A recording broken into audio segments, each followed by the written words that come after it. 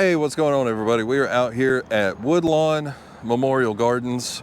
Nashville's like right there. I guess we're in Nashville, technically, probably by the city limits and all that good stuff. And we're here to visit the grave of another country music legend, or at least I think so. I mean, other people may have their opinions, and that's cool too. We're here to visit Johnny Paycheck. And before I forget, down in the comments, like, put your favorite song. I know, like, the Take Your Job and Shove It and all that stuff is big time. So y'all put whatever you like of his down there. Okay, so where Paycheck is buried, we've been there. He's right next to George Jones, right? So there's a funeral going on there. There's a funeral or something happening in the main building, like where Tammy Wynette and KT Oslin and all of them are at. And there's something going on over there where Porter Wagoner's at. So I'm not going in the building because I have a Carhartt shirt and a hat. I'm not doing that. So we're going to try to go over to Porter's when we start talk about Mr. Paycheck and his life and all that stuff. But I'm going to start here because this is a good, I am out of the way to do my silly little thing that I do. And we'll go over there, and then we'll end back up over by his grave. So yeah, if this is your first time here, welcome. I hope you like the video. If you do, please consider liking, subscribing, sharing, doing all those things. And if this isn't your first time here, welcome back. I hope you enjoyed the video. Welcome to the new members. Can't thank you guys enough. Got all different kinds of those things that people can click on and do. It's just one of them things. I don't know, other people do it, so I do it. I don't know, I feel weird about it, but I do it. And here we are. Johnny Paycheck was born Donald Eugene Lytle on May 31st, 1938. If I got that wrong, feel free to correct me in the comments. In Greenfield, Ohio. And by the age of 9, he was already playing in talent contests, and he was singing professionally by the age of 15. After a stint in the Navy in the 50s, he was court-martialed and in prison for 2 years for assaulting an officer. It's already off to a good start, huh? He relocated to Nashville.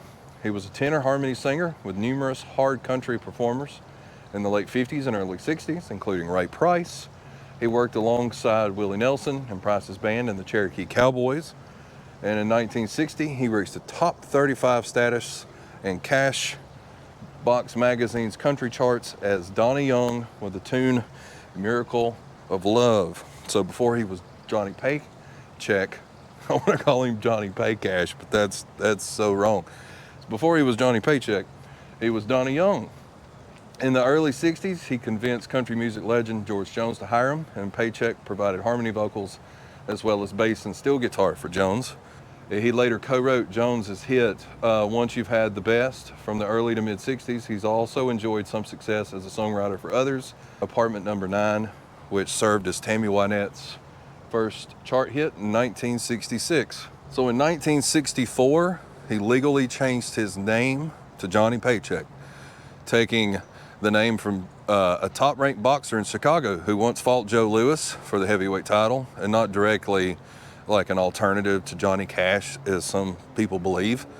He first charted with his new name with A11 in 65. His best-selling single from this period was She's All I Got, which reached number 2 on the U.S. country charts in 71. Sorry, I'm trying not to fall in the water. And it made it into the Billboard 100. His Mr. Lovemaker also reached number 2 on the country singles charts in 73, but with the popularity of like Willie Nelson and Waylon Jennings in the 70s, with the outlaw stuff, he changed his image, which he was to have his largest, financial success. Like, what a name to change to, right?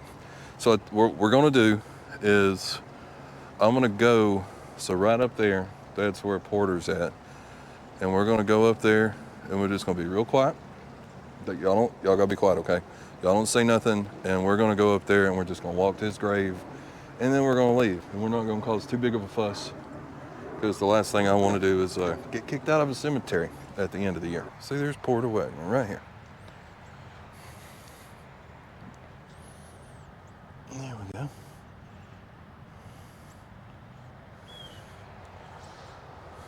See, I told you we'd see Porter Wagoner. As a member of the Grand Ole Opry, Paycheck is best remembered for his 1977 single, like I said in the beginning, Take This Job and Shove It, which was written by David Allan Coe at the time. All right, now, so what we gonna do? Please don't look in the car, it's dirty. This is a little behind the scenes access, all right? So what we're gonna do is go over to Eddy Arnold. I know I don't have my seatbelt on. So what we're gonna do is go over to Eddy Arnold, and then we'll finish everything as far as Paycheck's life, and then we'll get to the end, the sad part, and then that's when we'll go to the grave. All right, so let's go. So after the Take Your Job and Shove It came out, which sold more than 2 million copies, like his life changed, right? It inspired a motion picture of the same name, Kool-Aid Kid, Me and the IRS, friend, lover, wife, side of your satin sheets, and I'm Only Hell Mama Ever Raised were the other hits Paycheck during this period, and he received an Academy of Country Music Award in '77 too. And here's Eddy Arnold, so this is a first for both of us, right? Let me stand to the side a little bit. There's Eddy right there. So he'll probably get his own video, I guess next year sometime, you know? We'll just do them all today, like, you know, the ones I can get to where there's not funerals and whatever else, right? Really, Toyota? All right, it looks like the funeral's over. They're tearing all the stuff down. So I think it's good enough to do what we've got to do. So, in December of '85, Paycheck was convicted and sentenced to 7 years in jail for shooting a man at the North High Lounge in Hillsboro, Ohio. He had fired a .22 pistol and the bullet grazed the man's head. Paycheck claimed the act was in self-defense. After several years spent fighting the sentence, he began serving his sentence in '89, spending 22 months in prison before being pardoned by the Ohio governor at the time. So in 2000, his health would only allow for short appearances, contracting emphysema and asthma. Then after a lengthy illness, he passed away here in Nashville at Vanderbilt University Medical Center at the age of 64, which he's buried here. Like, there's George Jones, and this plot right here is donated by Jones himself. And you can see Johnny Paycheck right there, 38 to 2003.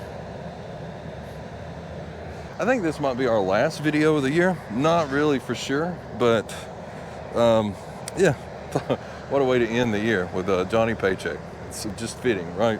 He might like that.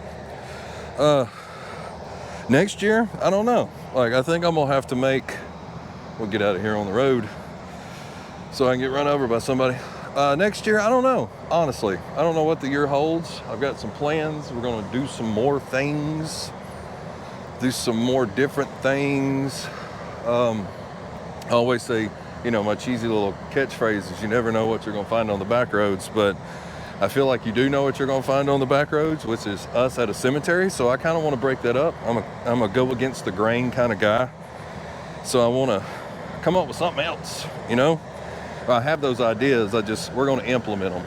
I don't know if we're gonna try to stick to 3 or 4 videos a month, do more if I can, and all that good stuff.